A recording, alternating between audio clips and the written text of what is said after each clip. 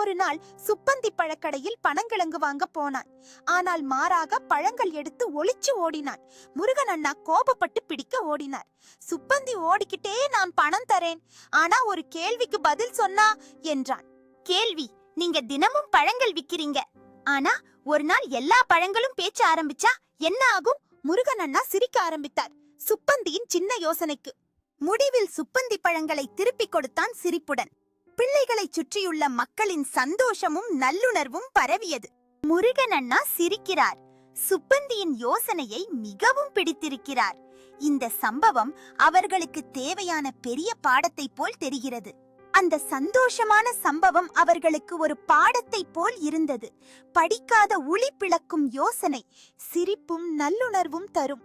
சுப்பந்தி மகிழ்ச்சியுடன் ஒரு பழத்தை முருகன் அண்ணாவுக்கு கொடுக்கிறான். நண்பனாக இணையுவதற்கான இந்த அழகான சந்தோஷத்தை பகிர்ந்து கொண்டு.